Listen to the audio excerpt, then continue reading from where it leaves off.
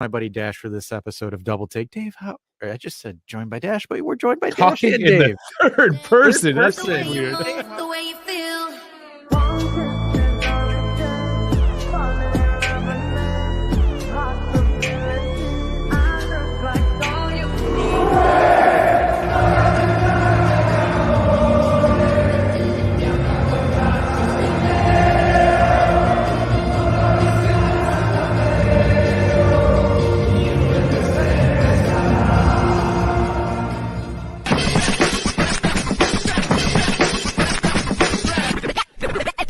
What's going on, folks? And if you are ad blocker, thanks for being a pain in my butt while I'm trying to pull stuff up. But anyways, guys, welcome to the Fiorentina Juve presser. We've got a lot to actually dive in today, which is one of the reasons why I kind of nudged Dave on doing a live, because there's a lot to talk about, and I kind of love interfacing with you guys.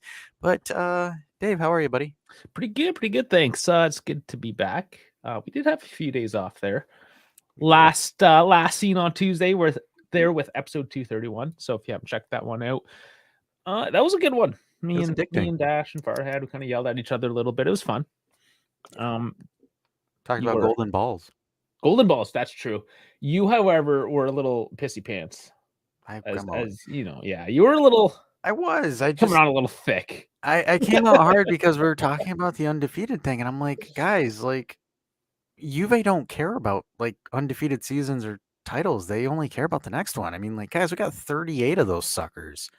And yeah, I'm counting the 2 that they took away. It's like, I don't know. It's because I saw that thing trending on the internet, right? Where everyone's like, well, Juve should start bragging about their undefeated season too. And it's like, do we really want to be like Arsenal and just sit there and be like, hey guys, remember how we were the only team to go undefeated in the Premier League? They lost to Newcastle today as well. Just saying. I know. I don't know. For me, maybe that's all right, just a me. Dash. See, this is it. This is what we're getting from Dash. Serving hot. I know. You love it. Now, you said that this was a presser. This is the pre-match, if you will. But we are covering the presser. Oh, yeah, we're definitely covering the presser. And we'll start with that right away, because it's actually not a complete hot pile of shit today. So let's get into it. Okay. All right. So, like, okay. You're like so compliant to that. All right. So before I say so 100 freaking times, one of the things here. So I'm looking at, I think Rav posted this on Football Italia. I don't know for sure. I don't want to say anything that I'm incorrectly here, but so one of the questions is is Allegri sending his condolences to the recent victims of the storm and flooding in Tuscany. So if you've been living under a rock, or if you don't really follow Italian news that much, which again, I kind of don't blame you, depending on where you're on the world, it is monsoon season like crazy in Italy for some reason, especially in Tuscany, especially in Fiorentina region, or the Florence region. I don't know why I said Fiorentina, but lots of rain, lots of flooding, lots of mud. From what I've seen so far, there is no confirmed deaths, unless there is an update. Yeah, I read that there were 7.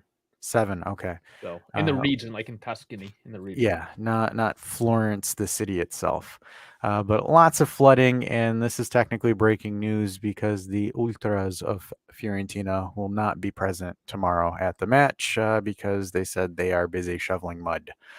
So they are not going to the match. So might have an empty stadium by the looks of it from the Florence supporters, but quite a thing. Also, Allegri being from Tuscany, as why they call him the Tuscan tactician, also expresses his condolences there as well. And then kind of getting into the footy aspect of it, he says it's always a good match due to teasing between the two teams, especially the two fan bases. I'm going to call cap and bullshit on that one. Juve never teased Fiorentina. It's Fiorentina that built it up as their Super Bowl. Like I don't know, man. It is a one-sided derby in a lot of sense. Did you see the video of their fans like hyping up their players with a microphone saying, "Hey, this is a derby and blah." It's like, all right, cool, dude. Did not see that, but I'm not surprised. I can visualize that. It is hilarious, and Allegri says a proactive team to come out with a positive result. You have to play a good game from all points of view. The Juve coach was asked about Big Wes would move to the right of midfield or back in the right wing back position. due to Timmy Weah's injury. And he says, I will more likely move McKennie as a right wing back. So there is one question answered. Otherwise, we will play a different team, but the team has some certainties. No, that was a word, and we need to move forward. And he spoke about the recent form of the GOAT, Moise Kean. Said Kean is in a good moment. He has grown technically, physically, and mentally. I wonder who said that. But he still has room to grow. Turin Giants called it first. I'm happy that he's also returned to the national team and therefore achieved another objective in his career. Yeah, claps for that. The players in front of me are, as well as that everyone is committed regardless of who starts and who comes off the bench. We do good things up front, team benefits. I will decide who to play after the final session today. And questions about Andrea Cambiaso. So I think we've answered 2 questions. McKennie is a right wing back and Moise Kean is a starting striker. Yep. Now, with kind of big ones. That is the very big ones. So now with Weah missing, Cambiaso could also play on the right. On the left, Cambiaso, Kostic, and Illing are all in good condition. Maybe there will be a need for one of Cambiaso and Illing to even be a midfielder. So Illing has been found. Has he? Did we find him? They found him. We were worried he was missing after. Oh man. He's commenting on the strengths of Fiorentina. They're one of the best equipped teams in the league right now because they have a good squad with technical and physical players. Debatable on the technical part. He always gives them a kind of a. I know. Let me be a grouchy grandpa. Well, Colin's here saying Beppe was right. Allegri could use some balls during his pressers. I think Allegri doesn't give a damn. Just straight up. He just does it because he has to. So he just toes the party line. Let's just say what we need to. Let's not cause a fuss. Done. Walk away, and then he doesn't have to hear about it again. I know. See you later, suckers. I believe that they are a rival in the fight for the top 4 places. They have set up a really excellent team. And then he says they also have Nico Gonzalez, who's an important player, 2 center forwards, attack depth as well as physicality. Yeah, everything we wish Dusan Vlahovic was. He's got 5 goals in 9 games. So he does. He does. It's okay. It's not a bad tally. They have Koname on the left, Bonaventura, who's doing. That's actually interesting how Bonaventura is doing quite well, even at his age. He's having a good season. And then another player, Artur, who I had no doubt has recovered well from his injury and is doing very well. And we will talk about Artur a little bit later on our transfer stuff because I got some funny shit to say about that. What Comiso is trying to pull on that one. And Chris coming in saying, I would not mind seeing the Lady Zebras beat Roma tomorrow, too. Just saying that is correct. That is tomorrow, 6:30 Eastern, right early in the morning. That's a huge matchup because Roma winning the Scudetto last year, just kind of pulling away with it. Right now, both teams undefeated, both sitting at 15 points. Roma in first on the differential. However, tomorrow could finally decide who deserves the first place position there in Serie A Femminile. So there you go. If I'm up, I'll be watching that one bright and early. Alrighty. But yeah, we'll move on. Moving on to Chiesa. So asked about Chiesa, giving the update on Chiesa. He's better. He's trained a little bit for the 20 days with the national team period, but he's better now, which he came on against Verona and created some important chances. So now talking about Mr. Sule, who is currently on loan at Frosinone. He says, I had no doubt that he would do well there. He has already done well here last year, and he needed to keep playing. Keeping him here for another year, playing few games would have been detrimental for the club and for him. Next year, we will see where he fits. So I think that's kind of a spoiler alert to folks. He's not coming back in January. He also asked about if he had any advice between the Fiorentina duo of Chiesa and Dubum Vlahovic. He says, I don't have to give them any. The important thing is that they make themselves available to the team and perform well. Well, we have to work on our limits, be very compact, and we are on the right path. But what we have done is not far enough. So, and then this is him asking about if the pair knew their importance to Juventus. They know that they're important, not just for the match, but for Juve, just like other players. We play as a team, and everyone must put their personal objectives and service of the team. We have a very low profile talk little, run a lot more. And then he commented on what type of game Bianconeri need to play in Fiorentina. Why I keep confused. For some reason, I keep saying Fiorentina and Fiorentina. I mean, it's the team. I don't know. Oh, it's so weird. It's cool. It's cool. Everyone mixes those up. All the Sunday boys do, anyways. So he says, we need to play a game of great respect, which translation means sit back and counter. Fiorentina coming off 2 defeats in a row, which is Empoli and Lazio. Defeats and play Juve at home. To have a good defense in the match, we need everyone at hand, starting from the forward foot and having to run. Otherwise, we'll sit deeper. Again, translation, sit back and counter because they have a high line. If you have a good defense, you have a good attack. If you have a good attack, you have a good defense. Sit back and counter. There's a really convoluted stat. I didn't write it down because it's just complicated. But essentially what the stat's saying is that in terms of pressing, Fiorentina does it really well, and Juve don't. Juve are at the top or at the bottom of that list, and Fiorentina are at the top of that list in terms of pressing on the line. So it's in the stats. It is there. Yep.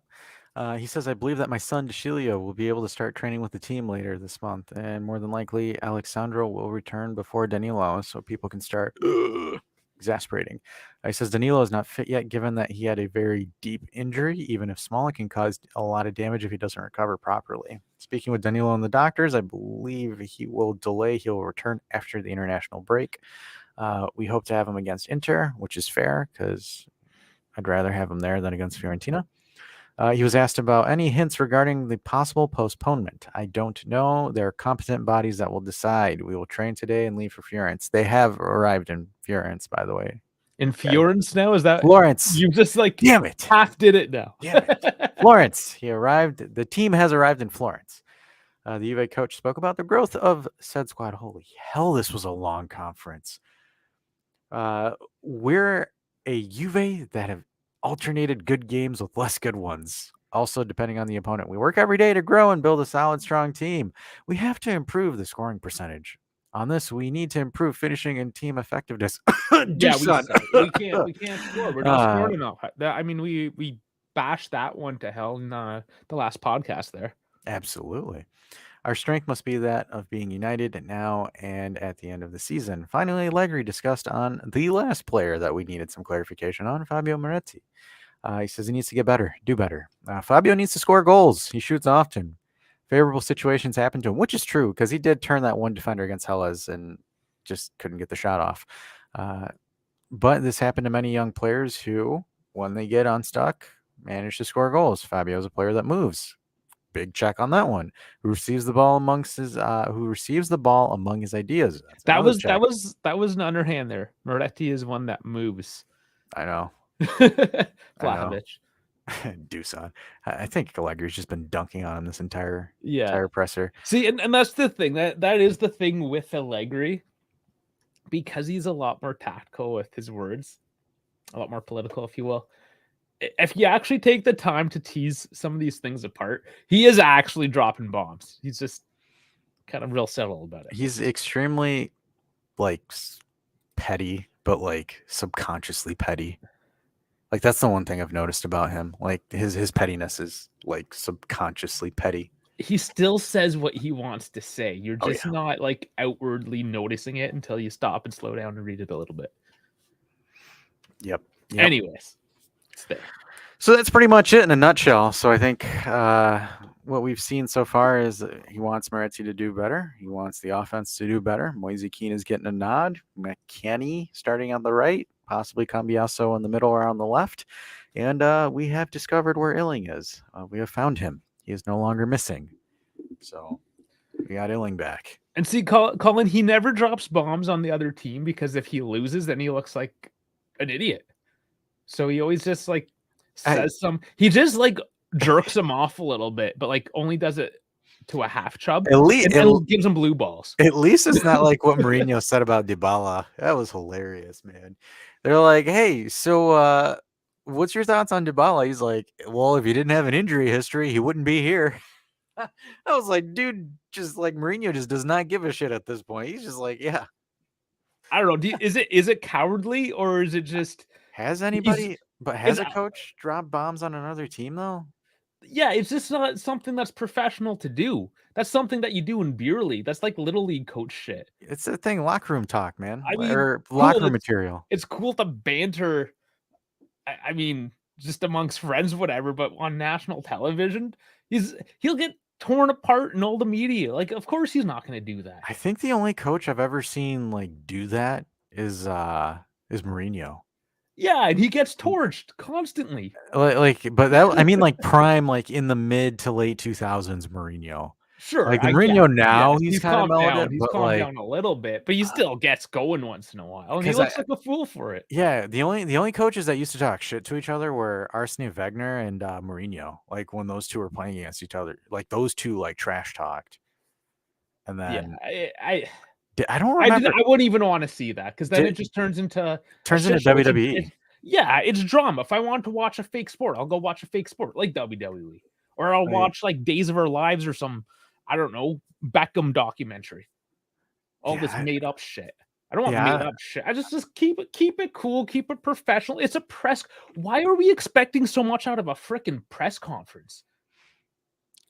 We just cover it to tease out some of the details. Like, we don't actually care how he says or what he's just wasting 2 hours of a Saturday talking to these idiot journalists that spent a couple years in college and think they know what the hell they're talking about. Yeah. So here's the list. Here. So Comiso, Maratti, and De Laurentiis. They're not, but these guys aren't coaches. They're that's who you want to relate these guys to, anyways.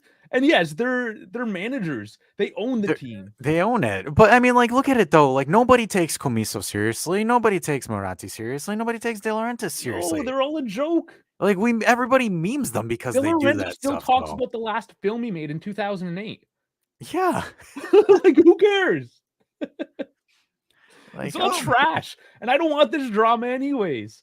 It's just like, a press conference. I wouldn't take Allegri seriously if he's just sitting there and dogging him. Like, even with, come on, like, do you guys seriously expect Elkin to go out there on the mic? Like, how corny he looks as of right now. You expect John Elkin to go out there? Whenever Lapo opens up his mouth, you're like, oh, this guy's talking again. Yeah, this joker. Nobody takes them seriously. I think it's just corny. It is. I don't know. If you care about it, I guess. But personally, because, like, for example, right now with Fiorentina, like the whole alleged postponement, what was the first thing people started saying on Twitter or on social media? Hey, look at these guys trying to pull a De Laurentiis again. Like, I'd rather not be associated as a troll like that at that point, right? And yes, it's even worse that they are the owners. Like, that's the silly thing about it. But again, it's Italy. It is a joke because it is Italy. That's one of the reasons why this league is so entertaining, because you have characters like this, but you have to have the counter character. In this case, it's Allegri. That he's the exact opposite. Juventus, yes, you don't like how corporate they are, but this is that is a Juve identity. That is the modern identity, is professionalism on all levels. So, I mean, Sarri was there chewing cigarettes on the sidelines. He didn't last because he was a joke. And he still is a joke. He still is. I mean, we were desperate. I don't know why we got him in the first place. He was the hot topic at the time. And then he was spitting used cigarette butts all over the pitch. And he got booted out. And we're all happy for it. Here's Misak. What does he have to say? It's Italy. Well, you have a bunch of idiots running the clubs. That's I mean, yeah, there's Moji. I mean, there's all kinds of characters, right? But yeah, for Juve, their luck is clean, professional. I mean, they have enough drama, and this is why they like Allegri, because he's not going to create them any more of that drama off the pitch. Could you imagine, like, if Allegri or Elkin were shit talking last season? Everyone would be like, "Look at these bums! Look at these cheaters! I already docked 10 points, and they still can't shut their mouths." Like, it's not a good look. Like, I don't understand the benefit of, like, Allegri or Elkin. We never defended ourselves. Is this because of the Barcelona settlement? Is that why? Because they said numerous times, we didn't do this. Like, they've made public statements saying that we didn't do this. Like, do we need, like, do we want Elkin to, like, come outside and play, like, some theme music as he's, like, telling people, hey, we're innocent? Like, is this what we're looking for?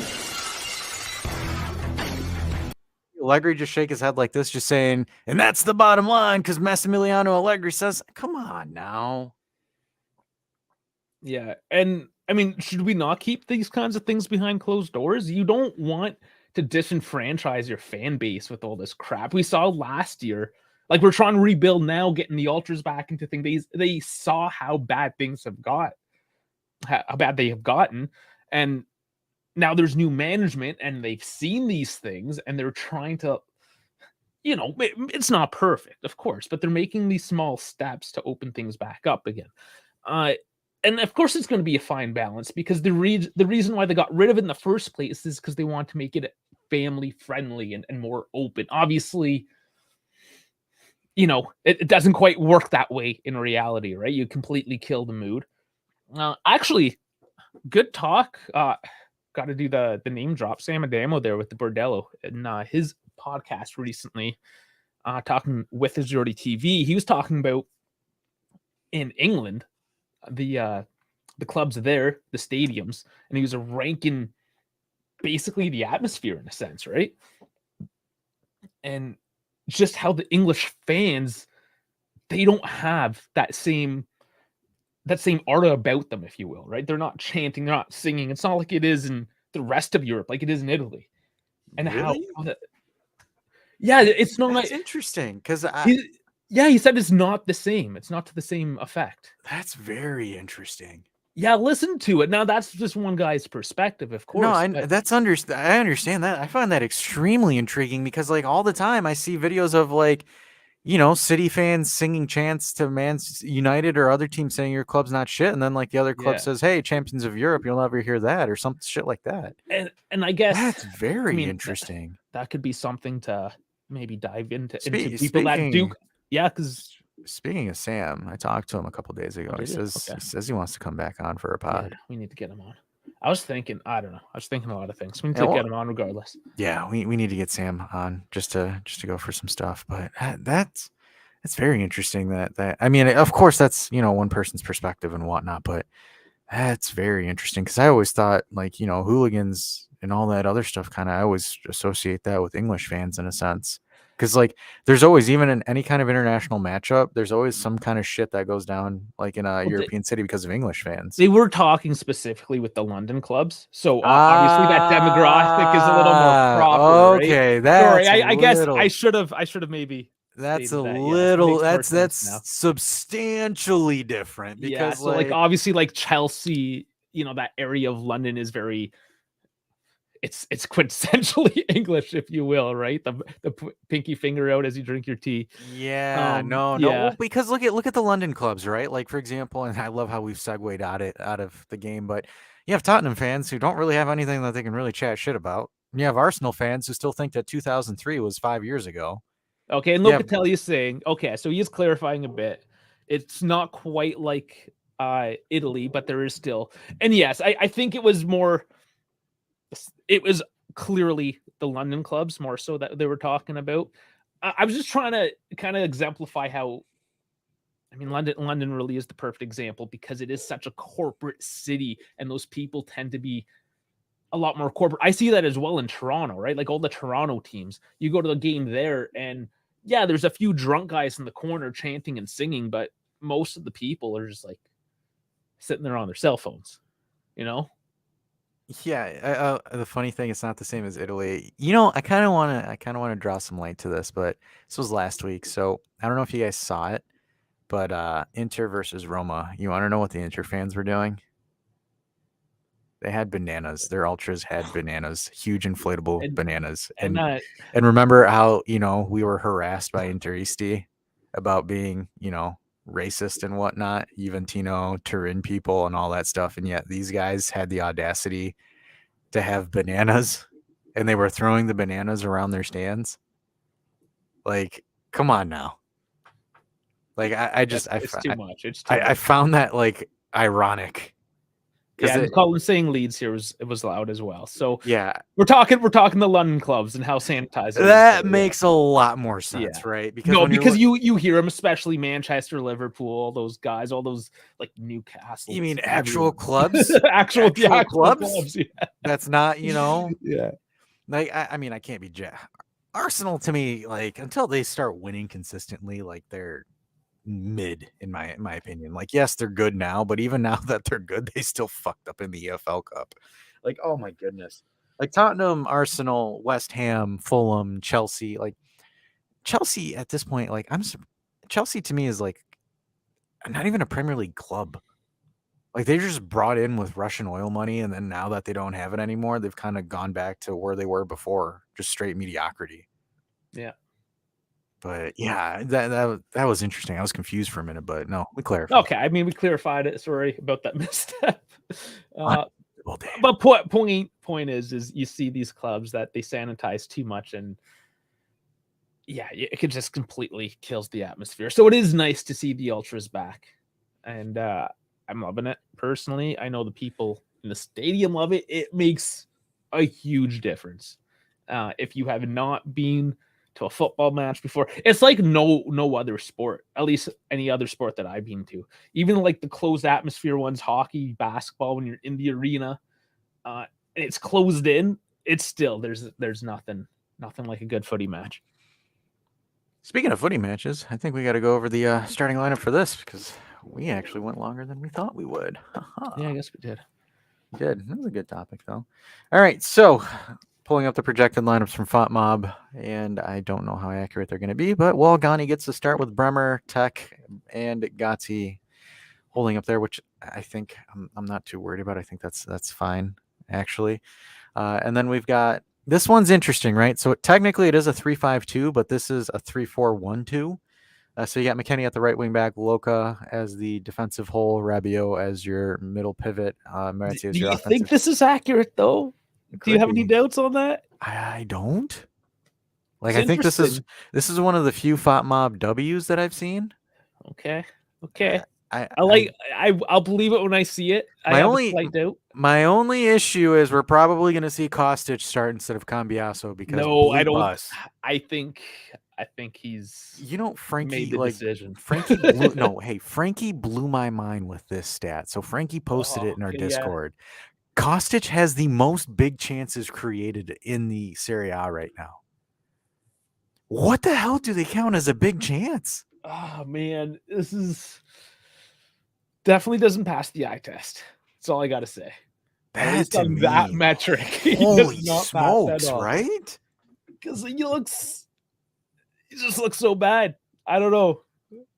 Like, holy hell. I can't believe that was the thing. He spams crosses. That's why I guess that's why, like, right? When 60% of them goes into the back of somebody's ass or head, you don't perhaps notice the ones that make it into the box quite as frequently. You focus on the negative things. But I mean, it's got to be somebody's got to have manipulated the stat, right? Because they're saying he's got the most big chances created, which is 6, but out of how much? Right? So using stats for an argument isn't nonsense. It depends the context in which you use it with. If you hinge solely on a stat and like use it as gospel, it's obviously going to be nonsense because there's no depth. There's no variation. It doesn't allow for flexibility, right? But when you use stats to tell a story, to create some imagery, because I mean, stats are just numbers. You have to interpret that, right? Like a computer can run stats all day. It's just ones and zeros until you actually put it into a graph with colors and shapes. Well, yeah, because you essentially have to give it proper context, right? Because it said the stat said this. It said Kostic had the most created in the league, which is 6. But okay, out of what? Out of how many crosses? 120? Out of 20? Out of what? Because for me, I still think Federico DiMarco has more big chance. Well, technically, it's not a big chance if they score, Dusan. But I thought DiMarco would have easily cleared that. But that to me is just very, very interesting. But in two ways. So we've got Moretti as your 10 in a sense with Moise Kean, who is deservedly starting, and I say he keeps starting until Dusan proves otherwise, flanked with Chiesa, which I think this is going to be very interesting, right? So Keane being your big body guy in the middle, being able to fight for the ball, hold the ball off, and then Chiesa being able to slip through, as well as Moretti. You have a very fluid front three with this front three. I can't even talk today. Front three that you're using. Because if you have Dusan or Milik, it makes this extremely static. Very, very static. And what you need to beat a press from Fiorentina is you need guys that can move in open space. Because Fiorentina, their back line is going to give you space. Their back line is going to push up to the middle of the field. And it is going to be Christmas if you know how to exploit that space. Because Quarta, Milinkovic, like those guys aren't great center backs. And if you isolate one of those with Chiesa one-on-one, you best believe he's scoring. Colin's saying this could be the trio that gets Dusan sold. I'm almost going to think with Sule there, if we had him. And I know we're just kind of riding high on what he's done at Frosinone, but I don't know if it's Moretti so much, but either or. And I don't think it's these guys that are going to get Dusan sold. I think Dusan's going to get him sold. Yeah. I think Dusan and his contract is going to get himself sold. Because I showed you that in the chat, Dave, a couple days ago, like how his salary like incrementally grows. Like, I think it's 12 million net in like 3 years. Yeah, it started, I think, 7 mil last year, 8 mil this year. And then just, it steps up. That's I such can't a remember stupid exactly. That's such a stupid contract for someone who's accomplished literally nothing. Yeah, I'm not against those styles of contracts. Obviously, if they thought he was going to grow and be worth more as he grew and matured, unfortunately, that hasn't worked out. But that's why I'm okay with that style of contract, because you are paying him less when he's supposed to be producing less. And you can't predict the future, but allegedly, a couple years down the line, as you're paying him more, he's supposed to be producing more. Not working out in this case. Yeah, no, and hats off to Cherubini and Arrivabene for an absolute disaster contract. But hey, alas, I will go up to the tactical board here, and we'll have some fun here. So just gotta reset this entire board. So sharing the map. Close this bad boy out. And Bones, he's saying I saw 2 articles actually praising Keane for us. Okay, so the tide has finally turned, I think. Now that he's actually going to get the start, allegedly, he's got to bang him in. He really does. He needs to because score. Then we all look like idiots. Yes, 100%. Especially Keane, but especially me as well, because, man, I've been going for years on this kid. He got me going in on this kid, too. No, I think eventually it'll start clicking for him. Look, he's got everything there. He just needs one last thing. So Fiorentina line up in the 4-2-3-1. So what Fiorentina like to do is they like to do a very, very high press, right? They play a very high line, and teams that are very composed in managing, because their wing backs like to push up here, and then they leave their 2 center backs with Artur, which is right there, and then you'll have Duncan over there. So this is generally how Fiorentina looks when they're attacking your side of the pitch. Normally how they do their build-up. So sometimes he goes out wide here, and then wow, there's 2 Daves. That's interesting. Yeah, when it crashes, it leaves a second Dave. You guys don't know what time in the background. I know. There's a dead Dave in the background. So looking at us, how I'm expecting us to defend against this. So you're going to probably have Bremer on their main striker, and then you'll have Gatti out wide here that's holding this space here. You'll have McKennie that's essentially overlapping. Oops, I put 1. That's going to be Tech. So we'll throw McKennie over here, and don't mind the numbers, folks. And then we'll throw Locatelli here, Rabiot over here. It's going to be Cambiasso covering this area here. Then you'll have Moretti that's going to play here, and then you'll have Keane that's going to hold up space here, and then you're going to have Chiesa that's generally going to be here. So what you're going to want to do, so say that the ball is received by Tech, say that Tech stops a play, what Tech's going to want to do, and then if I can draw this, He's going to look. So the first option he's going to look for for Locatelli right here. That's where you're going to see McKennie start bombing down the direction. So he's going to have two options: play McKennie into space on the counter, or he can play to Keane for proper hold up. And then if Keane holds the ball, then you'll start seeing you'll see Moretti start shifting, Chiesa start shifting as well. So what you want to do is you want to get past these two center backs. If you can play the ball in space behind their two center backs, you're cooking with oil. Because Arthur here has no speed, no pace whatsoever. So when you're able to get the ball past Artur and you isolate the two center backs, which again, Keane has pace. We got to remember that. Keane is strong and fast as well. And then with Chiesa and Miretti being able to move and shift around these center backs, Milinkovic is not really going to have that much of an easy night with these guys. So, and then that's not even me factoring Cambiaso pushing forward as well. So the idea is you want to have Fiorentina essentially boxed in, essentially trapped in our own box. So when you have their two center backs holding the high line that they normally do, this whole area becomes free real estate at this point. And it takes maybe one or two crisp passes. So this game is going to be essentially who your superstar here is going to be Locatelli. How well can Locatelli get the ball out of pressure? That is going to be the biggest thing. Your second thing is going to be your second star. If we're going to go hockey sense, our 3 stars of the game, your second star is going to be how well can Moise Keane hold the ball? Is he able to fight off the defenders and hold it up enough for Miretti, McKennie, Cambiaso, or Chiesa to get forward, or does he get bossed off like his predecessor, Dusan, who offers absolutely no hold up whatsoever? So, this whole area here, because again, Arthur is your pivot, this is going to be where Keane and Chiesa and Miretti are going to feast.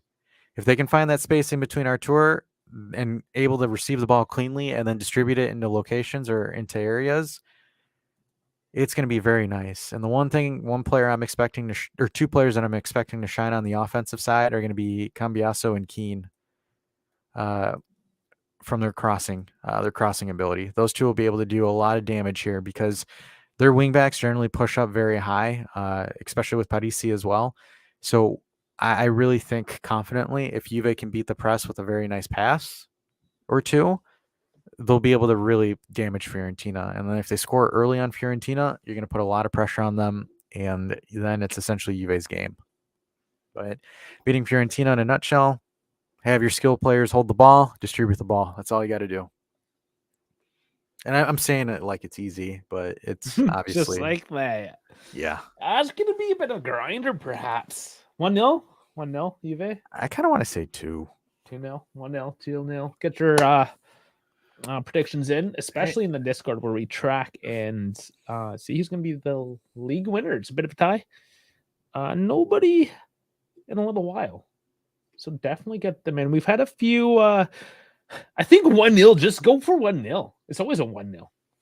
Bones goes for 2-0. So you're going to get it wrong. It's going to be 1-0. I know.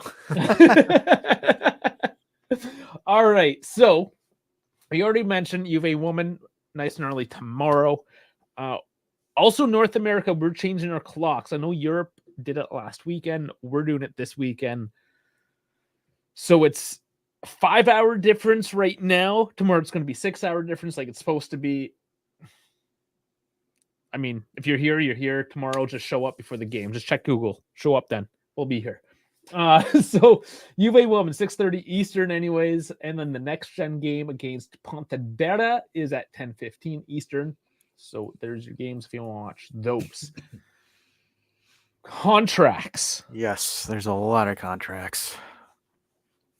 Yeah, so there's a few that are more confirmed than others. We know for sure Gatti, Fagioli. Looks like Locatelli is pretty much done as well. Yep, 3.3 million until 28. It's interesting, right? Because you look at a lot of these contracts, all of them are at 28.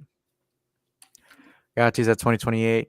Bremer is at 2028. That's what they think the project looks like then. Yeah, right? Locatelli. Yep, Locatelli is at 2028. Rabiot has been given essentially an ultimatum: either a 1-year deal at the same salary or a multi-year deal with a lesser salary. Interesting though, there are reports now that the Saudis have come and offered $25 million a season To Rabiot? Yeah. Oh wow. Yeah. I'd be shocked if he doesn't take it. I would a little bit. I don't know. Depends how much belief he has in Allegri in the project, I believe. Yeah, I think that's going to be the main factor, right? But I'm just saying, take him. The thing is we're not getting any money out of that because the contract's up at the end of the season, right? Yeah. So he just goes. And then I think Soulé was being offered an extension as well. But and then Chiesa is next on the drafting board for a contract as well. The only contract that is kind of sus is Dusan's, right? Because his is just a 1-year extension to 26. Yeah, I think. And don't forget Bremer as well. He was 28. Yeah, did you say that? Okay. Yeah. Gotta pay attention. Yeah, sorry. I get it. I'm boring. I know. But with Dusan, so this one, I mean, take it as you will because it is Correa dello Sport. They were saying that Juve want to offer him an additional year or 2 to offset his current salary at a lower rate. To which the newspaper said Dusan is not willing to negotiate that. He is not doing that whatsoever. So interesting. Looking at it from that perspective, and then again, it is CDS.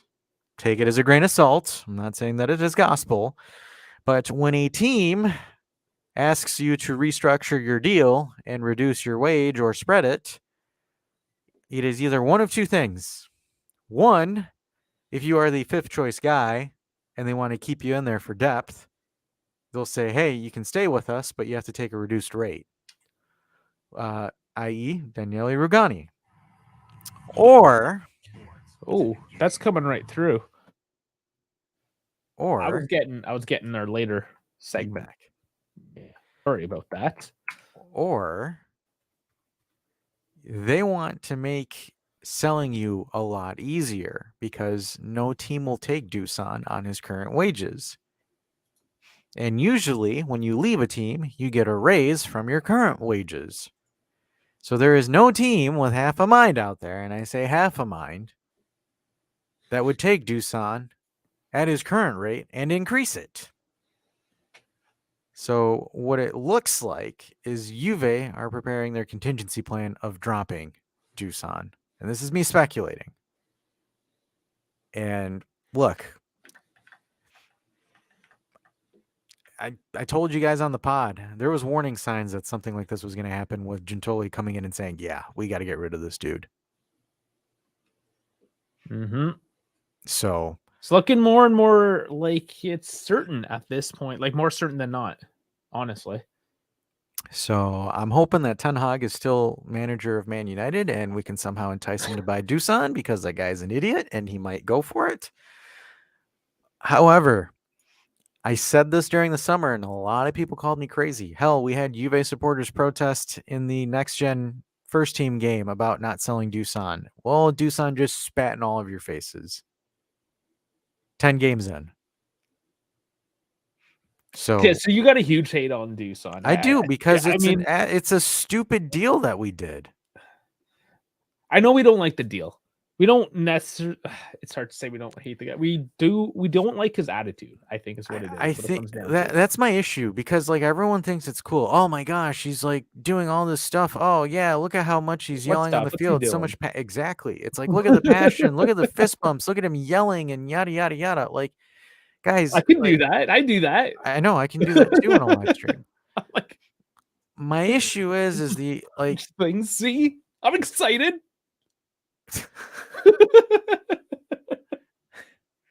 But so like people were quick to hark on Keane because of his subtle celebration against Verona. But then it's like, okay, well, his production was amazing that game, but yet we're not going to hold Dusan accountable for the same standard. It's okay because Dusan fist bumps and yells. He's a true Juventino.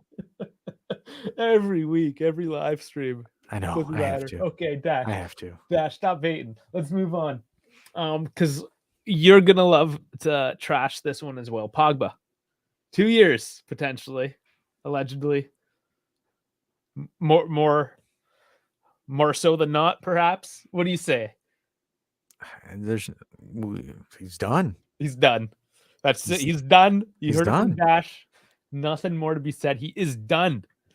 Because that essentially, even those 2 years put him outside of the contract because he signed a 3-year deal when he came back with us, missed 1 season, and then if he's subbed for 2, if he's banned for 2 years, he's done. Like, yeah, we haven't heard more than that. I would have loved to maybe hear that we're getting our money back. That's what we're all waiting to hear. Give me my money back. Yeah, like I don't understand. Maybe like have they started termination on that? Because like, why are you locking up all that money when he can't even play for you? Yeah, so Colin's saying they've decreased his wage to $2K a week. They basically they've given them like the minimum wage they can give them according to whatever labor code or players union, whatever it is. Basically, what they still have to pay him a living wage to get groceries, you know. So they should. Well, I mean, hey, they should do that to Dusan too until he gets on the field and scores. God, I'm sorry, that guy's just terrible. He's just so bad. Well, let's look to the future then. So I have a list. I don't know how much we want to talk about the future midfielders from 1 week to the next. I feel like maybe we have this international break coming up. That might be a good time to really lock in. That's when a lot of the ridiculous news is going to be coming out. You know it. You just absolutely know that's when all the hot and juicy transfer news is going to come out. But I have a list. It may not be completely inclusive. Let me know. We'll keep a running tally. So if I miss somebody, throw it in the chat. I currently have Thuram, Hoiberg, Samardich, Sudakov, DePaul, Calvin Phillips, Zelinski. Zelinski's in the summer though. Okay, that's 7. Sorry. In this summer, yeah. So and then Zelinski's kind of like, yeah. I don't know. I still have him on the list. So that's 7 names. There's a midfielder from PSG that used to play for Napoli. I forgot his name. Ah, damn it. Oh, yes, you're right. He played for Napoli, and then somebody help us. I'm gonna find him. He's at PSG. I'm horrible with names. You know, I'm gonna find him. I'm gonna get him. Yeah. Damn it, he's not even in the starting lineup. Fabian Ruiz. There it is. Yes, there we go. Fabian Ruiz. I knew just with Frankie showing up. Juve are looking at him for a loan. Ezekiel Lavezzi. Is he still playing anywhere? Or is he just done at this point? Let's look it up.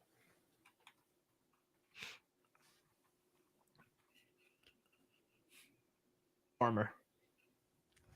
Retired? Yeah, he's 38. So yeah. I would assume he is, yeah. I remember he was so excited. He was so excited that he got signed to PSG to be their main guy, and then like not even a year later, Zlatan gets signed.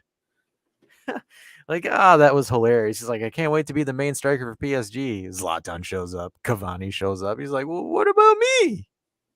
He went to China from 2016 to 2019. That's where he finished. He cashed out. Yeah. Dan coming in. How's it going, Dan? Okay, so I mean, we went somewhere else again, thanks to Colin. Yeah. So yeah, I don't. Dash, do you have anything to add on the midfield situation for now? Or I think they need to sign. They need to sign at least one person in January. Yeah, I mean, you need a body, right? And okay, how about this? Pick one. Who are you putting your money on? I'd put my money on Thuram if you get him for 30. He's gonna be like 35 plus 5 million in bonuses. Doesn't matter. Daddy Elkin gave them 80 million. Okay, Thuram. I'm gonna have to say I'm on to that one as well. I have a DePaul looks like it could be a decent situation. Yeah, but the problem is Atletico's a pain in the ass to buy from. They are. They want 60 for him. No, they're not going to get him for 60. They're not, but they're going to act like they do. Same thing with Morata. They're like, yeah, give us 35, 40 million for Morata, and we're like, huh? Yeah, that's silly. I'm just thinking because they might just want to go for an older profile as well to get that They experience do. in there. They So the do. other interesting one is Calvin Phillips. That one, I think that one's more plausible to happen more than DePaul. Because Man City don't really give a shit, right? Like, Yeah, no, okay, they'll cool. sell Like, people they see don't ya. need. Yeah. And like for them, it's just kind of like whatever. Like, cool. Which is like ironic because like most of their bench options can be starters on other teams too. It's just how stacked Man City is. Yeah. But yeah, I could see Calvin Phillips happening more than I can see DePaul happening. I just hate hyphenated names. I do. I'm not like if he comes on the team, I'm not. He's going to be Calvin or Phillips, one or the other. He's not going to get both. If you don't get both, you don't. Yeah. Like if you were to hit the price tag on Phillips, like it wouldn't be difficult to get him. But like with Atletico, they will be on some bullshit. And he says City want 50. I thought it was 35. and that's the thing. There's always Sure, going to be. are you sure it's not numbers 50? thrown about. Hey, Frankie, are you sure it's not 50 English pounds instead of 35 million euros? And that's the thing as well, because depending on your source, and it could be if he goes to the Premier League, there's just the prem tax. I don't know. Yeah, Phillips is also being. These Yeah. guys, all these guys are going to be getting linked everywhere, right? so DePaul is not just linked to us, right? So the issue with this is like, and this is where like I kind of hate that Juve is not in a position of strength.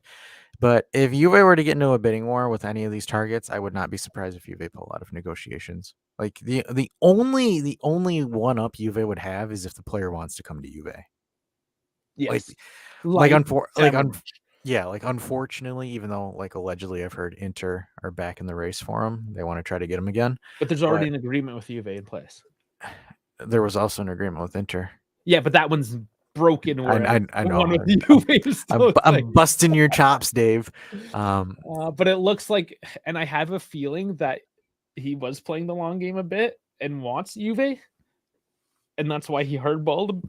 Excuse me, that's why he hardballed a bit with Inter, because I don't think he really wanted it. I might be overthinking it, but that's the reality I'm living right now. So that's going to be the main thing of negotiations, right? Like Juve are going to, and I think Gentoli is going to be looking for players that like want to be at Juve, because then that gives him a leg up in negotiating. Because if a player's already signed a pre-agreement to you and they're dead set on joining you, they're more than likely not going to take offers from anyone else, barring if they offer them the moon. But yeah, it's going to be tough, right? I mean, if Thuram wants to come to Juve, it'll happen. If Samardic wants to come to Juve, Samardic will Samardic to Juve. Or if Calvin Phillips wants to tell Man City to sell me at a discount to go to Juve, it'll happen. But right now, you got to look at players that choose to go to Juve and want to go to that. And that's basically Samardic at this point. And that's why also being still just November. It's November 4th, right? We still got a ways to go. It's just premature to talk about this. It's nice to bandy about some ideas, kind of prophesize about some things, but at the end of the day, we just don't know. It's just way too early. Yeah. Kamaboko saying, just buy Missouri this summer. We don't really need midfielders since Bardianachea and Vajoli will come back. Dan said Beppe said Thiago Motta is being linked as a head coach for Juve. I haven't heard of. Did he? Did he? Did he? I don't think he did. Recently, no.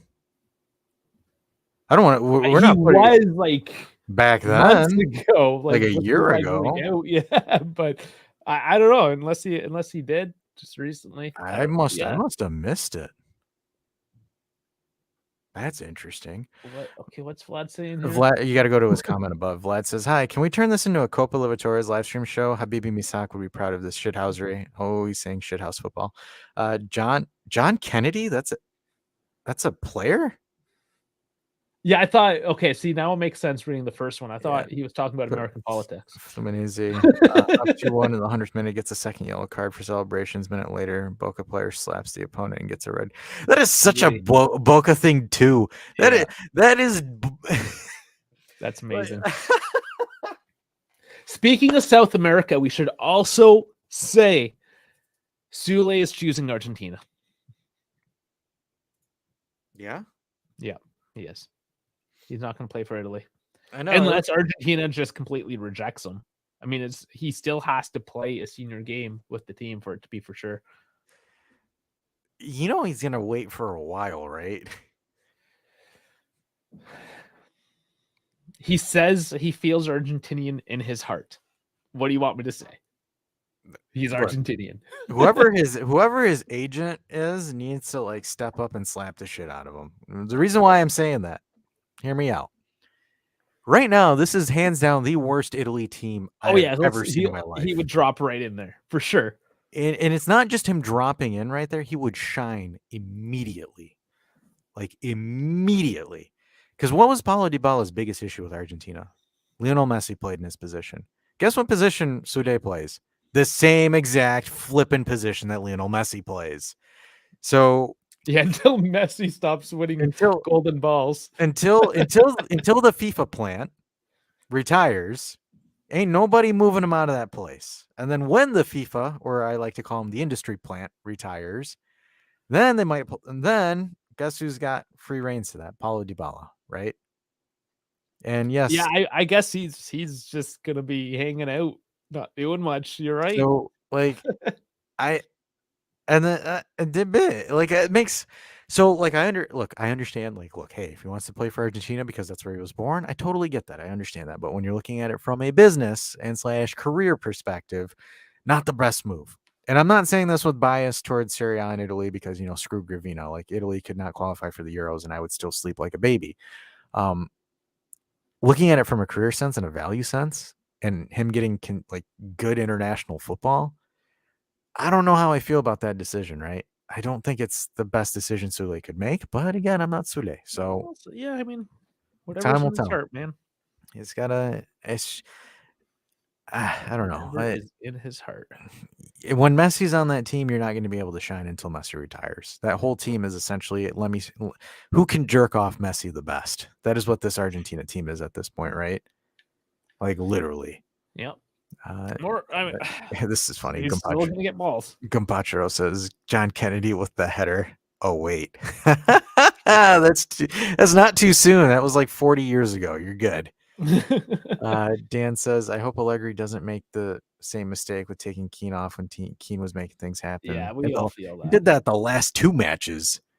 Just Keane's got to get 2 goals early in the first half, and then Gambachero says, "Is Sule a right wing?" Yes, he is. Sude is a right wing, and it's the funny thing about Messi is he's a right wing, but he plays all over the damn field, wherever he wants. Yeah. Says if Sude joins Italy, he won't play in a tournament until 2050 since they never qualify. Oof. No, big oof. There's still have a chance. Don't worry. Big oof. All right, this is the last point until we go into full banter and I start playing some FIFA, or what do you call it these days? Man, everything's changing their name. The new kit? Obviously concept art. Yeah, because I'm assuming Colin is ecstatic. Colin is super it's actually not the old logo. It's like the older logo with the zebra. So it's like 50s or 60s. And the OG Adidas trifoil. Like it's OG on both logos. Yeah. Somehow still Jeep. Now I think that's where Colo fucked up, is that I don't think Jeep's going to be the sponsor next year. No, they're not. But someone put I love the black and gold. You know what? I would 100% buy this one. Yes. As much as I champion the new logo for, the reasons that I've stated in videos, I'm still not opposed to the old ones, and that looks fucking sick. Yeah, for a third kit, that's not bad. Like, it reminds me of the 2015-16, like the black one. Oh, that one was so sick. And then we have another one. Watch the video that I put out 2 weeks ago on the logo, on why logos are the way they are these days. I don't know how many times I have to fight it. It is what it is. They made the decision for reasons that I explain in the other video. I think this is awesome that they do flashbacks like this because people do love the nostalgia. They love the old stuff. But Black OG turned Giants hoodies.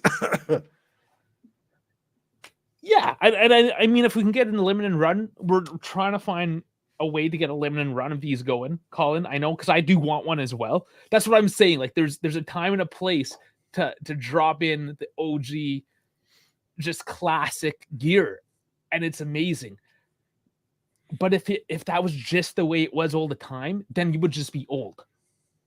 You know, you would never actually move forward and grow as a brand, as a team, as whatever it is that you were trying to do, right? So, again, love the old stuff,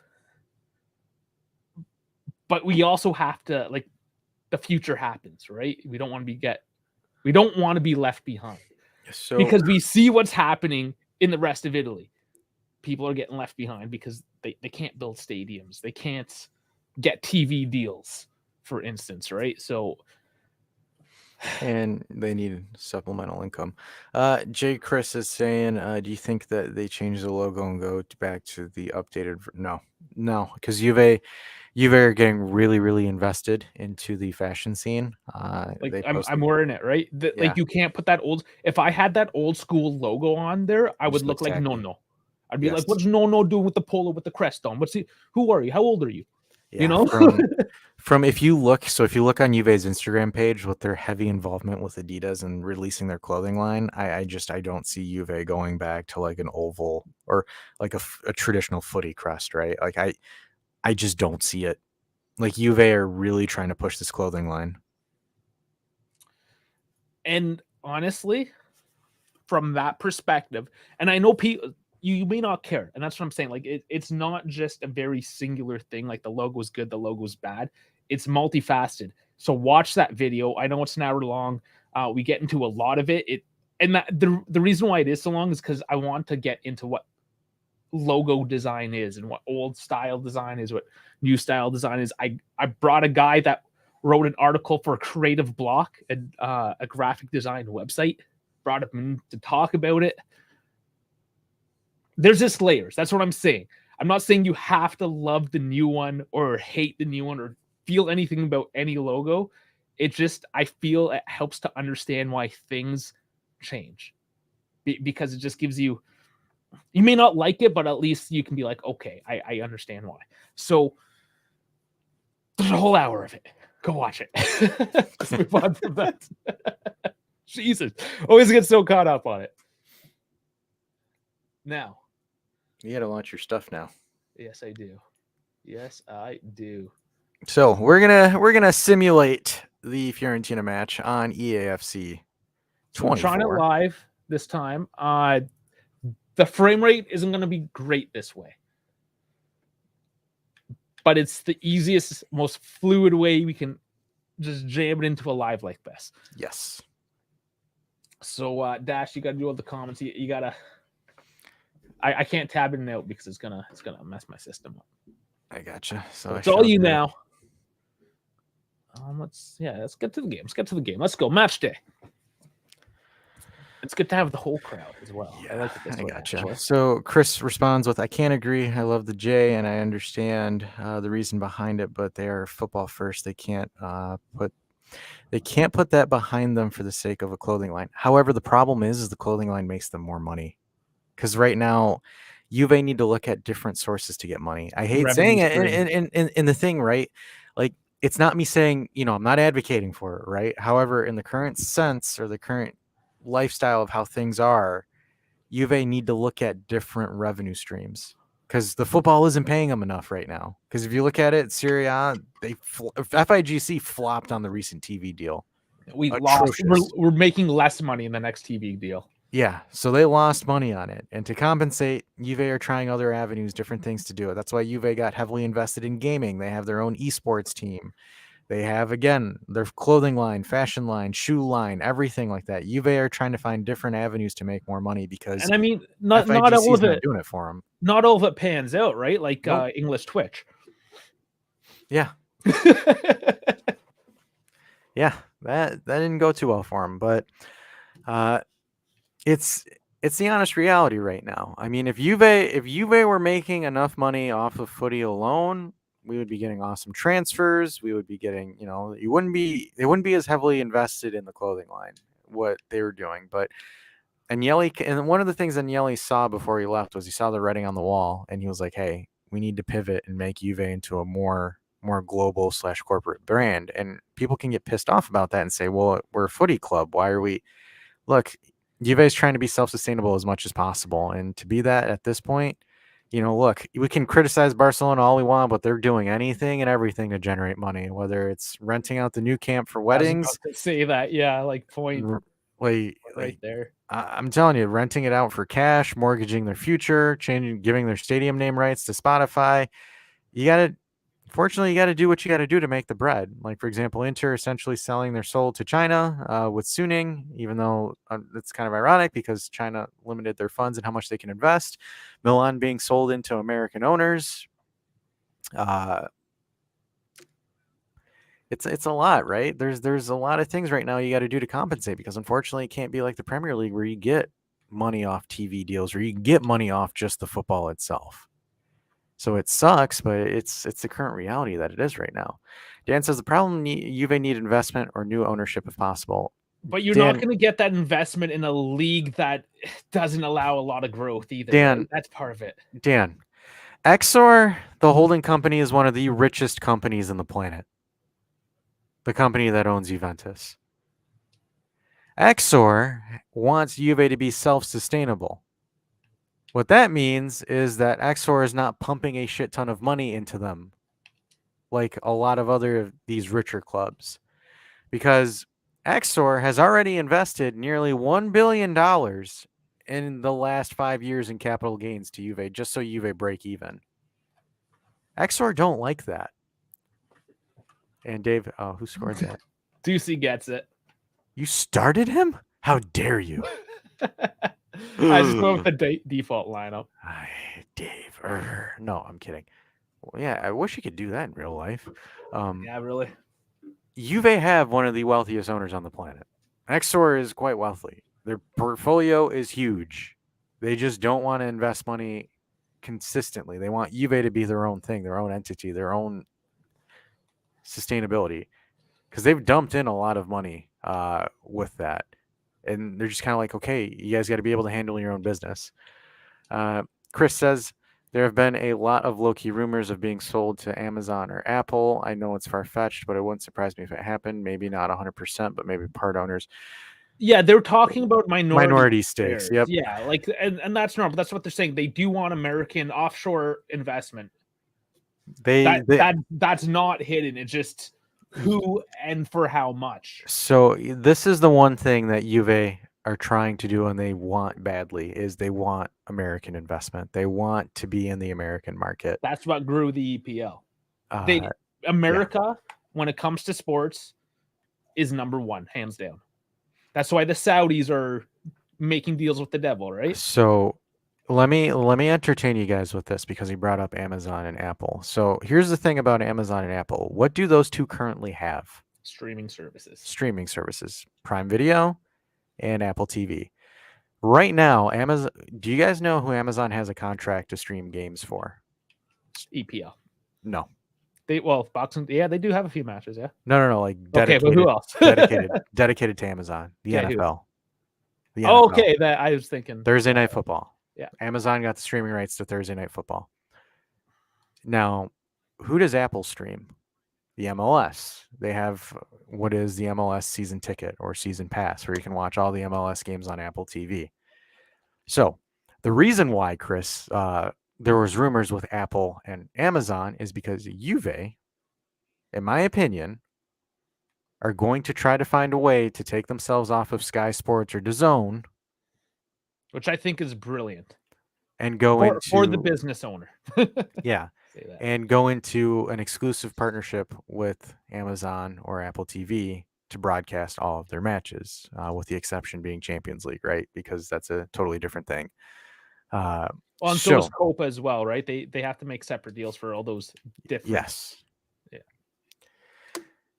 So it's going to be great for Juventini. It's going to be great for Juventus fans because we just need to have Prime Video or Apple TV to stream it. However, It'll suck for fans on other teams to watch their teams play. I mean, I don't know how the logistics and how the legalities are going to work, but Juve want that because they want that money because that's a revenue stream, and that's a really solid revenue stream. Why do you think Juve did all or nothing with Prime Video?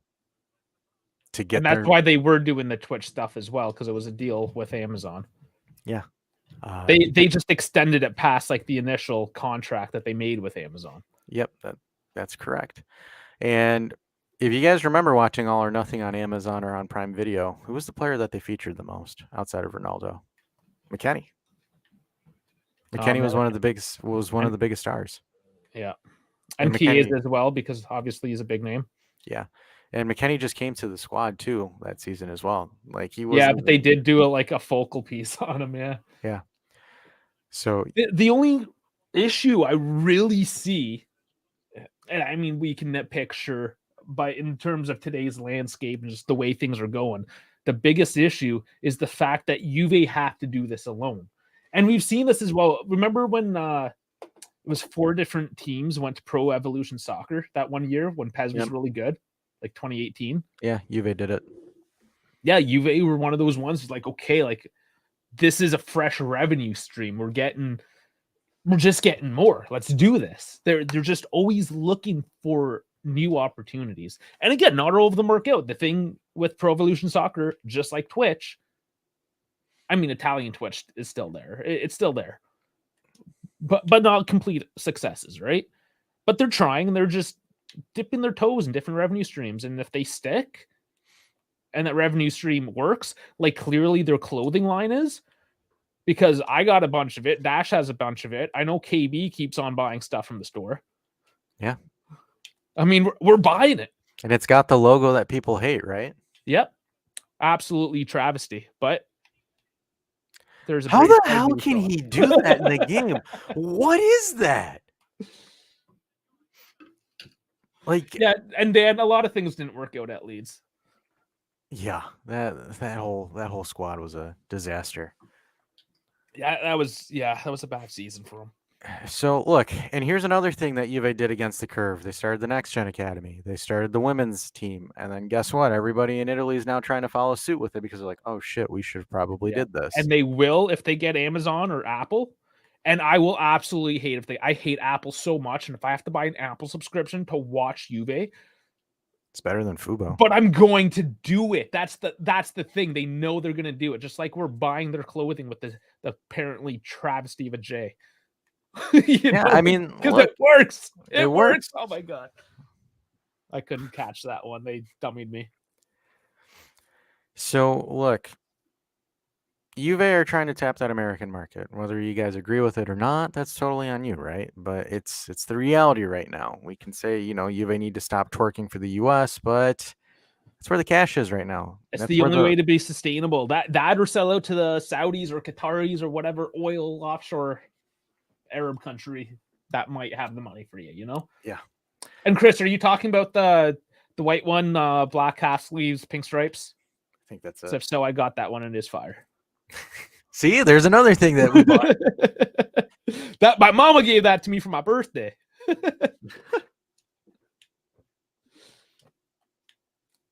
She got me the training pants too, but don't tip. I wear sweatpants typically in the cold basement here. One day maybe. In May. In May, I'll wear the track pants and jump up. Take my pants off, maybe. So Jolie just running with it. No, the gold, black, and white. That's what he's talking about. All right. And then Colin says Napoli won last year. Don't remember any Saudis or Americans funding that. Okay, you make it sound like you can't have an anomaly in the game. And I mean, you got to give a lot of credit to Gentoli as well. That's the reason why we hired him, because they moneyballed it. So smart with his money. He moneyballed it. My sound just cut off. Did it? Okay, so look, with all due respect, Serie A in comparison to the Champions League, that's with all the Serie A clubs that played in Europe, you could probably argue Inter had a shot, but we got outclassed in Europe, and even this season again, look at Milan; they haven't scored a single goal in their group stage. Okay, great. Napoli doesn't have Saudis or Americans funding it. Okay, great. What's their ceiling? They got the one Serie A. It doesn't look like they're going to repeat again and make this dynasty that they wanted. Like we're looking at it like you can't use an anomaly as your main argument for that. Especially when we won 9 in a row. And then now with the whole financial structure shifting and where all the money is going, it's the only way. Like the only team right now that isn't really getting any American or Saudi funding is Bayern Munich and Real Madrid. But when you look at how those two clubs are financially set up, like Real Madrid will never run out of money because they're essentially the Spanish monarchy. And then Bayern Munich has so many minority owners, it's insane.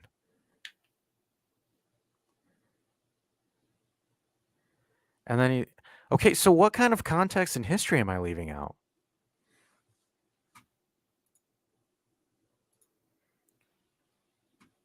That's my question on that. My feedback on that is, what am I missing as far as context and history? Giuntoli took 6 years to build that squad.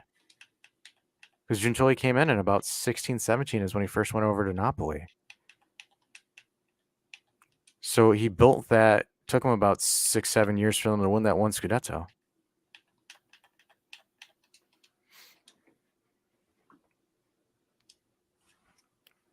Adios. I don't know if you can still hear me, but my audio's gone. Oh, I can hear you.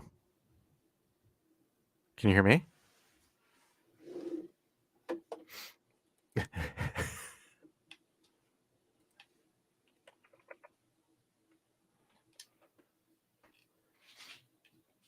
that in there.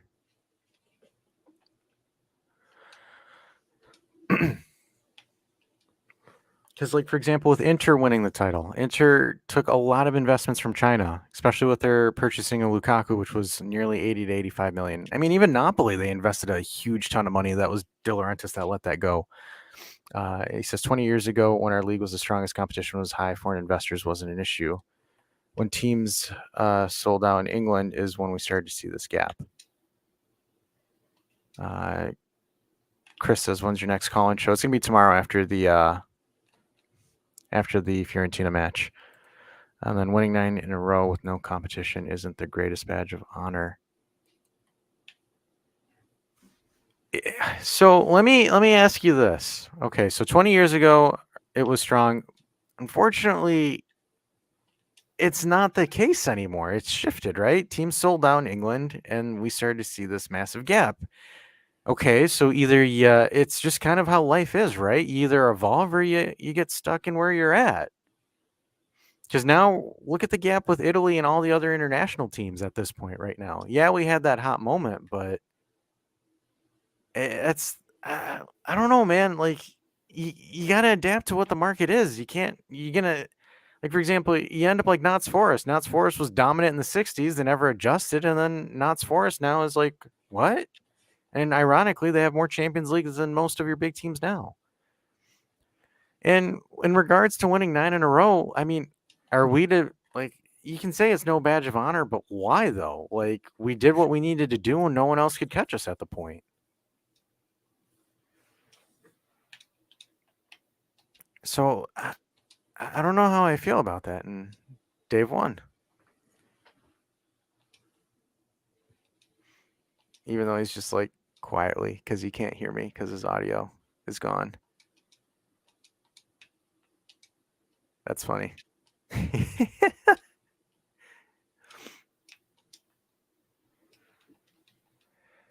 just saying that it isn't our greatest achievement. I don't know how I feel about that. Because you play who's in front of you, right? If they can either catch up, cool. If they don't, they don't. Can you hear me now? Are you back? Oh, he left me. Ah, I'm scared. He's gonna hop back in. I think he just has to restart the old StreamYard. Still no audio? I can hear you, but you can't hear me. What's your speaker set at? His speaker set up at turn off and turn back on. Because, like, for example, even in our 9 title run, we did have some competition, right? We had that one where Napoli got 91 and we got 94. And then we had the other where we had to come back in 15-16 because we started poorly. For me, it's like, look, you can argue and you can say that, hey, Serie A was weak. We didn't have actual strong teams that we can compete with, et cetera, et cetera. But at the end of the day, you play who's in front of you. Like, you can't sit there and say, oh, well, this Scudetto sucks because no one else can get their shit together. Because Inter and Milan, why they suffered for almost a decade was because they threw in a crap ton of money that they couldn't. Essentially, they mortgaged their future. Berlusconi and Moratti did it.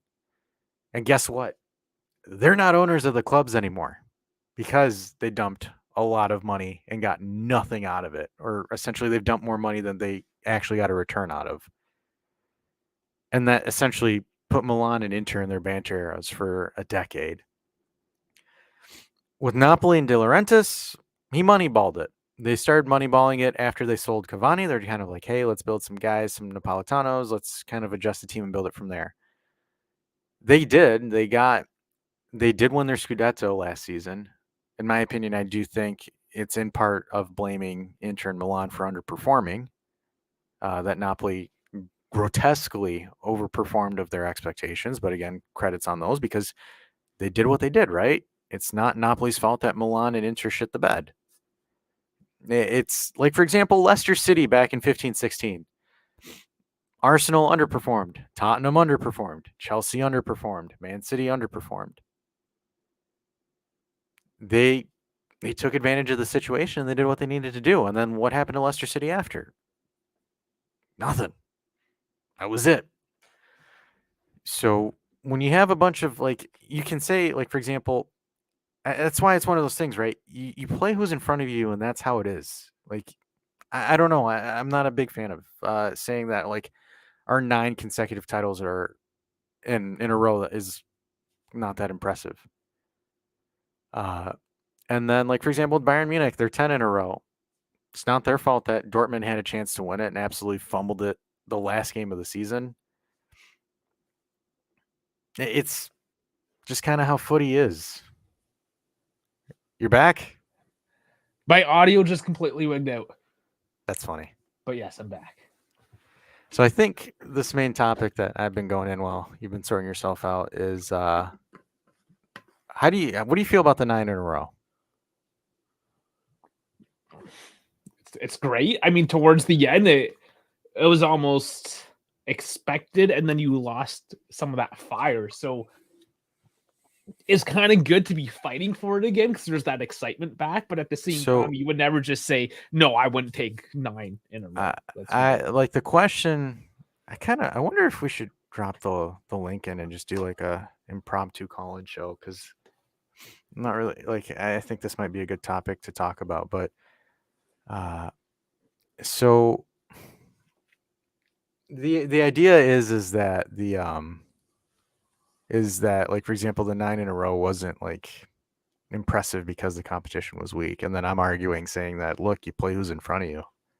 The competition almost gets weaker because you're doing so well. You see that in Spain, for instance, right, where it's only the 2 teams and you can't compete. Well, a lot of leagues, really. You can even look at Portugal. There's, 2-3 teams that are only ever going to do anything. And it's because they continue to build that up by winning tournaments, getting that money, going to the next tournament, making even more money. It's part of the problem with the open model of how football works. I mean, you can't close the leagues because you have a tiered system, right? So you can't go that North American closed system where there's 30 teams and that's it. And you can put a salary cap in place. Again, everything has a pro and con, and that's one of the cons you have with the football hierarchy is that once these teams get to the top and they manage to stay at the top, it's really, really hard to usurp them. I mean, like, when's the next time Manchester City is not going to be in a top 4 position in like Champions League quarterfinals? And if it happens, it's probably be an anomaly. Same with Real Madrid, Barcelona. All these teams. Yeah, they're just always going to be there now, especially with the corporate backing.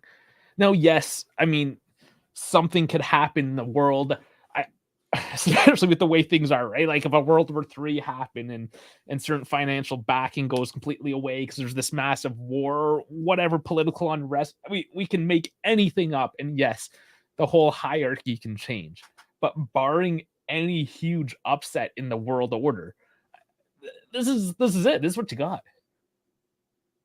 And it sucks that that's one of the reasons as well why the American system works with the closed style league, because you can continue to mix things up year after year. And yes, you still have dynasties, but the system's set up to allow those lower teams to eventually compete and actually have a chance. That's why there's this thing called a Super League. And I feel like we've gone full circle in a circle that we didn't even start today. Because I wasn't. That's why I was kind of wondering. I'm like, should we just drop the link? Because I don't understand what he's trying to. Yeah, like, well, it's not. Here's a link. Let's go. Yeah, because it's like let's do it. I don't think the 9 in a row is like the most granddaddy of achievements, but I don't know. It's like I'm not. It's not a pretty sure. huge achievement. Like, It is. That's huge. There's nothing Like, around that one. Yeah, you know, like it's 9 in a row. The only teams to do better, like Bayern did better. Because like for example, I like for example, 2012 was great because we were undefeated, but at the same time, it's like I personally don't care much about it. He named himself Dash's nemesis. All right, go ahead. What is your take?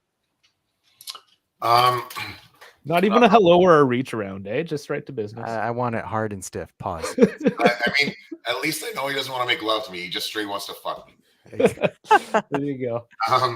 So I will admit that as you were talking for the last 2 or 3 minutes, I started to feel, I can't remember the character's name, but the Last Samurai in that Tom Cruise movie. Oh man. You know what I mean? Where like you're fighting the good fight, but at the end of the day, the world is changing and it's a losing battle. It is, yeah, because the world just moves so fast, and it's unfortunate, but yes, you sell out. You have to sell out to stay relevant. It's not so. I think Juve sold out with the logo and the whole Tifosi thing. Those are the two things that I have beef with. But outside of that, I mean, trying to apply yourself to an Asian market or an American market, I don't think that's a bad thing. I mean, you can pull players from that. The States has almost 400 million people of like a mass variety of countries. Why wouldn't you want to pull from that, especially with the infrastructure in place? I don't disagree with that whatsoever. This shit right here, that I don't understand. And again, it does look nice though. It does. I gotta say, it's a nice. No, I love this. I love this guy. But those are the two issues I have with, let's say, selling out, as I said. But as for the 9 years, I mean, yeah, I just think that, and I also realize that my opinions will be different because I've probably got 10, 15 years on a lot of the guys in the group. But like, yeah, I think 96 is bigger. I think 2012 is bigger.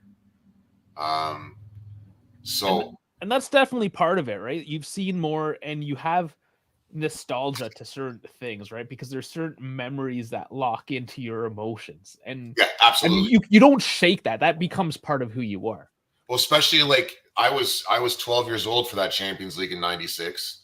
And like that's the onset of the testosterone in like, you know, my teenage years. So like really some of my best memories, like I watched the Redskins win the Super Bowl when I was 5, but I don't remember it. But I sure as shit remember 96 for that Champions League, right? Yeah, like I don't remember the Blue Jays winning, for instance, because my parents put me to bed. I remember that because I was just so young. So like, even though my team won, I have no emotional connection other than like I know that Joe Carter hit the home run. Yeah. So, let me entertain you. Let me entertain you guys with this then. So like, well, hold on. Let me cut you off real quick. I just want to ask you, what exactly about what I said were you taking issue with, so I can address that and then.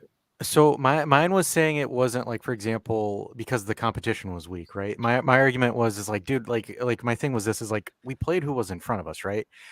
So my thing where I understand with you, where I find common ground with you, is that like, okay, the 9 titles in a row, because it's like Juve, we win a title every other week in a sense. It's we've won it so many times where like, and this was one of the things I had with Farhad, right? Where I said, I'm like, I don't really care too much about a Scudetto win because we've done it so many times.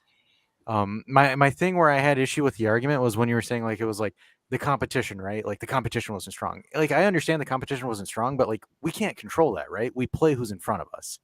Yeah, I agree with that. The hand you dealt, for sure. Yeah, I understand where you're coming from on that. There's not much I can argue there. It's not like Juve is going to bolster another team, but I do feel the same way about Bayern. I distinctly remember a time, maybe at the onset of COVID or the year before COVID, where Leeds has always been my like second team. It's a non-competition team, so it's okay to like them. And I found myself being a little more, especially at the when Bielsa was hired, a little more excited about watching Leeds games because it was a foregone conclusion. We're going to smoke this next team, whoever it was, doesn't matter, Inter or Verona or Lecce. So I think that again, that's probably another issue when I'm talking about the good old days. I mean, you never knew if you're coming away with a point, nothing, or whatever. Even if you were Juve or Roma with Batistuta or Fiorentina. So I suppose I missed that, and I think that's why I've always been, with the exception of the lack of relegation on the first draft, that's why I was always pro Super League, because to a point I feel like Juve and only Juve from Serie A has outgrown Serie A. Yeah, I actually feel stronger 100%. about that since the FIGC fucked us last year. You know, like my mother's off the boat Italian. I was non-negotiable. It's part of the reason I started working for myself. So I don't miss Azzurri games. I don't miss Juve games. And I don't miss Redskins games. I don't fucking work through that. Doesn't matter when it is, I'm watching it. And now I can't even watch Azzurri games because why am I going to support the country when the country doesn't support its biggest donor? Yep. Yeah, and Chris here agreeing. Juve need to get out of Serie A. It will eventually happen, I feel. Like I don't believe that the corporation will get too big. Yeah, I don't think the Super League should be a UEFA style tournament, though. I think it should be an actual league where Juve leaves Serie A, like a Super League. Yeah, well, just you know. an actual league, yeah. I just because of money, that alone, it will happen. Well, my issue is like my issue with FIGC and Serie A in general, like with the other teams, is it's always reactionary, right? When Juve built the Allianz or the Juventus Stadium at the time, Inter and then Milan were like, oh shit, we need to do this. Like, we need to start doing this.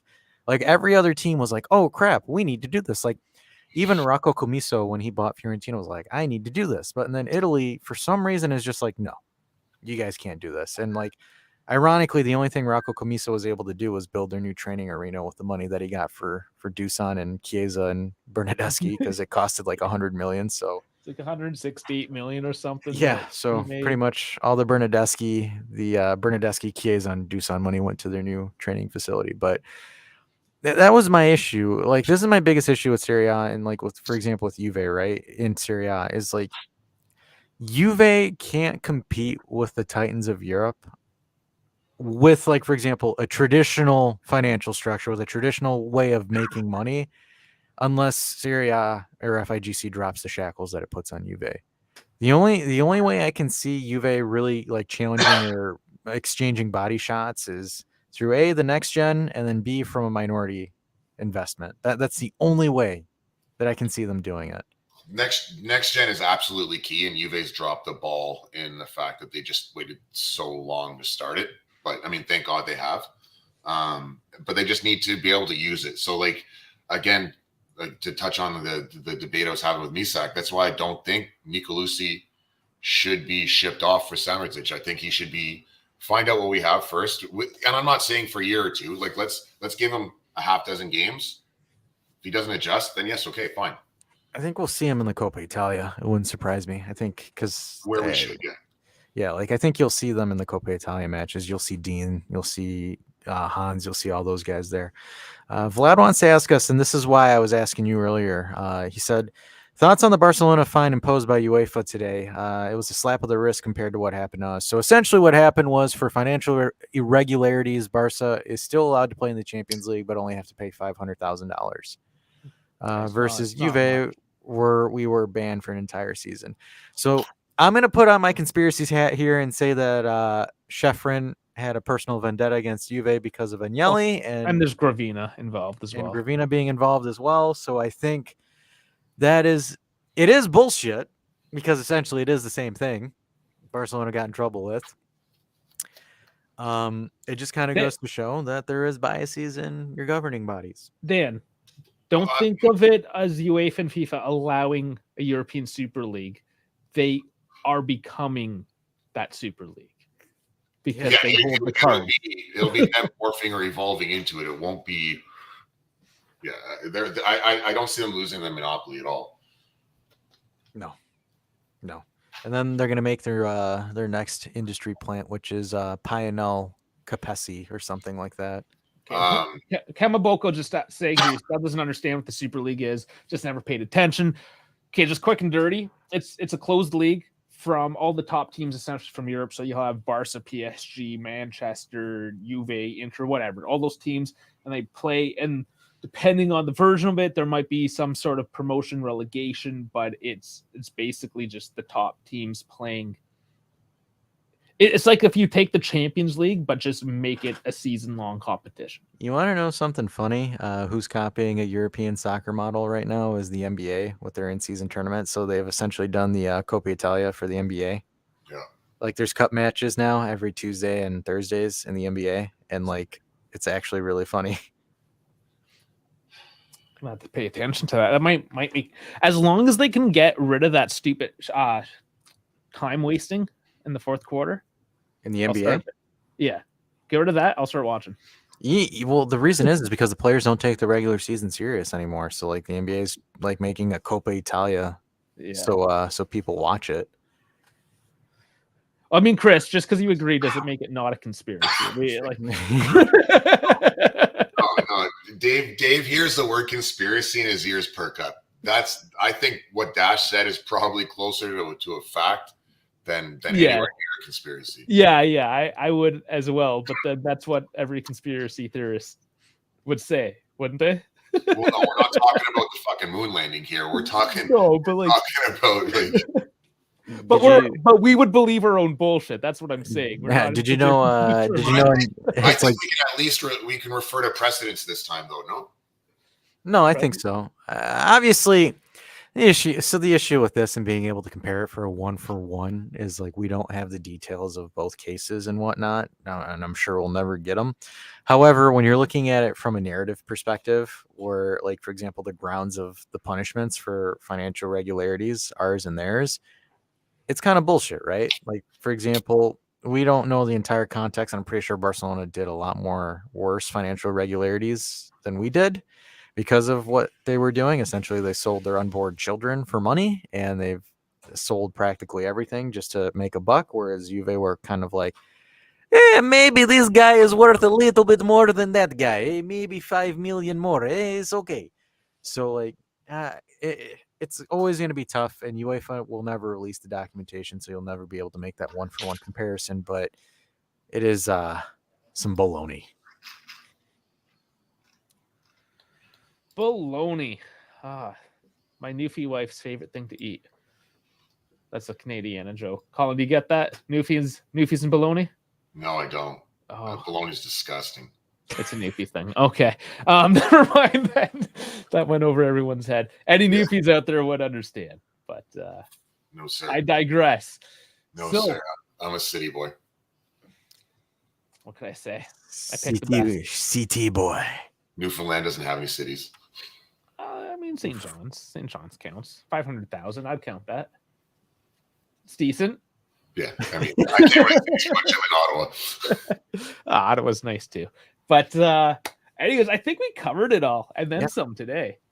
Actually, can I monopolize the time for a second here? Sure. Go for it. We need you guys, we look up to you as Turin Giants, Juventini. We look up to you. We look for your leadership and we miss you on the field. Oh, he is pulling some pro clubs bullshit. Hey, I was there last Saturday and nobody was there, and I was just like, well, all right, bleep you guys then. Yeah, I fell asleep pretty hard. Well, I think Frankie was talking about tonight. So if you guys are around, that'd be lovely. I'm gonna try to. I don't know if you guys stand me up again. Yeah, I was like, because like I'm thinking to myself, I'm like, Frankie posted in the chat, and he's like, "All right, guys, we're doing it every Saturday at 8:30," and I'm like, "All right, cool, fine." So then I hop on there at 8:30, go in the group chat or go in the Discord chat. The night before, all of us had said like, "Yeah, we all have our individual Halloween parties." Halloween, yeah, I guess. Anyways, tonight I'm definitely gonna try to make tonight. I'm feeling Wonderful. like I actually can stay awake. Plus, I need to try to stay awake an extra hour to adjust for. Is there a call-in show tomorrow after the game? Yeah, there's gonna be a call-in. As I said, the previous call-in, 6 people play. I gift a membership. Yeah, there you go. So let's try to get that going. I know we do have busy schedules, but if you are available tonight, I will put up again the barcode. You can scan or go in the description, get into the Discord. That's where we all hook up. Usually 8-ish p.m. Eastern, give or take. So they start 8:30, but usually people pile up. So we have a voice chat in Discord that's essentially dedicated for this, guys. Because I know we had a large subscriber boom over the past couple of weeks. So yeah, if you guys popping in. I know, yeah. So for the new folks, if you do have EAFC24, we all play it as a pro clubs team. There is a Turin Giants pro club team. It's playoffs right now too, actually. Perfect. All right. Well, I gotta make dinner then, so I can points last night.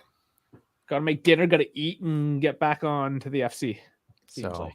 Yeah, you get to see Dave and I off the clock, so we'll be saying some wild shit if we don't even say, like, I'm pretty sure we say enough wild shit on stream, but yeah, we go in there, we say some crazy stuff, eh?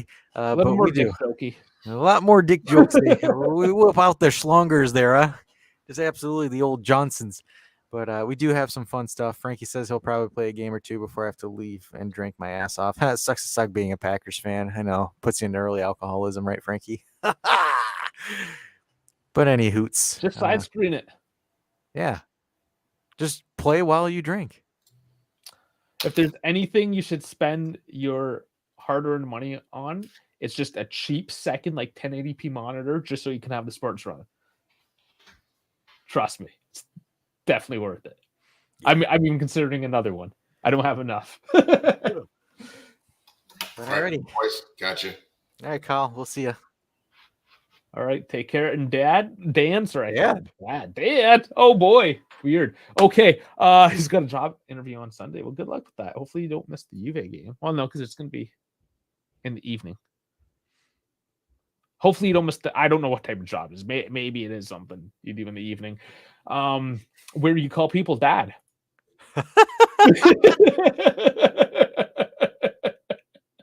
That one took a weird turn. Okay, so all right. Yeah, let's kill it. Let's kill it before it gets even weirder. All right, guys. Thanks for tuning in to this impromptu live where we talk Fiorentina transfers and other fun stuff. And this movie is gonna get copyrighted because you think this is We bought it. Again? No, did we not? I don't know. We did, but then they like flagged it for copyright. I know. They keep on doing that. So now it's off again. Whatever. We'll figure it out. Whatever. Yeah. But anyways, folks, thanks for tuning in. Again, watch along tomorrow, post call-in show tomorrow. I'm going to tease a video. Misak, Dave, and myself might film a video where we go into numbers and some statistics over the international break so you guys are entertained. Because are you not entertained? But anyways, folks, we will see you tomorrow. Good night. See you tomorrow.